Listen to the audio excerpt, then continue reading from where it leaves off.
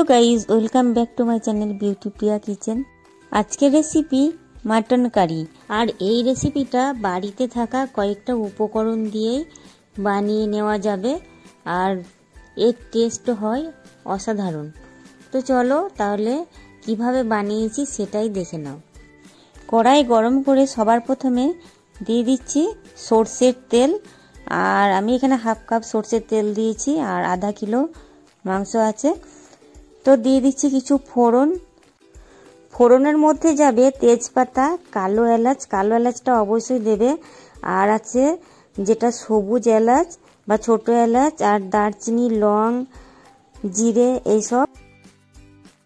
Mutton কারিতে পেঁয়াজটা একটু বেশি যায় গাইজ, কারণ গ্রেভি টাইপের একটা হবে। দেখো এখানে আদা রসুন বাটা দিয়ে দিচ্ছি আর দিচ্ছি গোলমরিচের গুঁড়ো।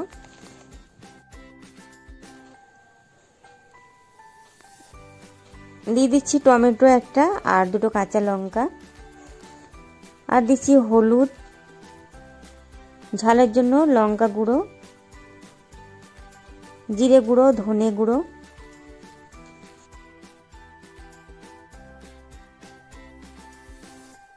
এবার দিয়ে দিচ্ছি মাটন পিসেস, দিয়ে দিচ্ছি স্বাদ মতো লবণ। এবার সব উপকরণ দিয়ে ভালোভাবে মাংসটাকে কষিয়ে নিতে হবে।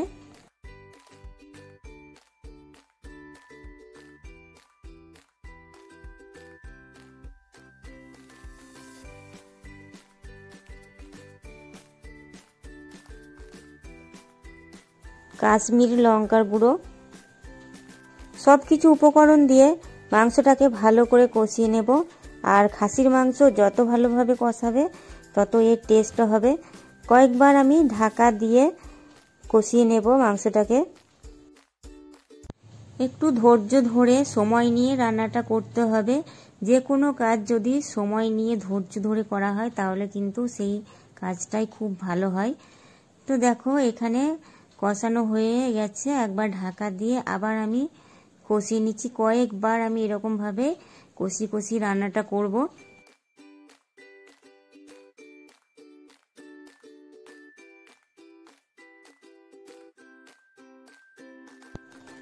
কয়েকবার আমি এভাবে ঢাকা দিয়ে তারপর মাংসটাকে কষিয়ে নিয়েছি। আর প্রেসার কুকারে দেওয়ার আগে যদি এরকমভাবে কড়াইয়ে আগে রান্না করে নেওয়া হয় তাহলে কিন্তু মাংসের টেস্টটা ভীষণ ভালো হয়।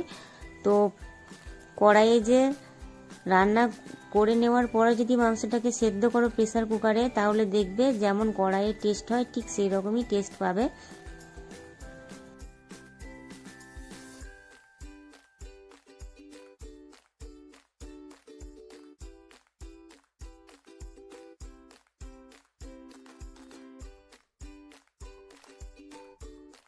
এবার দিয়ে দিচ্ছি হাফ টিস্পুন গরম মশলার গুঁড়ো। মাংস যখন কষানো হয়ে যাবে আর মাংস থেকে তেল ছেড়ে আসবে তখন এর মধ্যে দিয়ে দিতে হবে জল।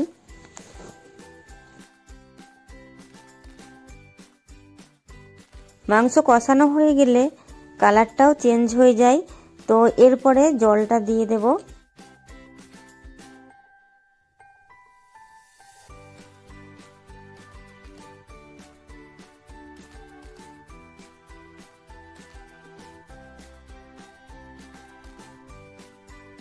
জলটা ততটাই দেব যতটা মাংস আছে, ঠিক সমান সমান জল দেব, তাহলে কারিটাও একদম গা মাখা হবে। আর যেহেতু আমি কারি বানাচ্ছি তো বেশি জল দিলে কিন্তু ভালো লাগবে না, ঝোল হয়ে যাবে অনেকটাই।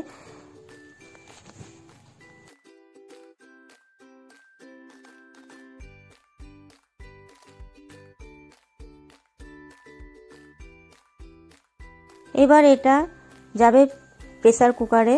তো দেখো আমি প্রেসার কুকারে 4 থেকে 5টা সিটি দিয়ে নেব। আর কড়াইয়ে যদি সেদ্ধ করা হয় তাহলে টাইমটা অনেকটাই লেগে যাবে, প্রায় 1 ঘন্টা বা তার থেকেও কিছুটা বেশি সময় লাগতে পারে।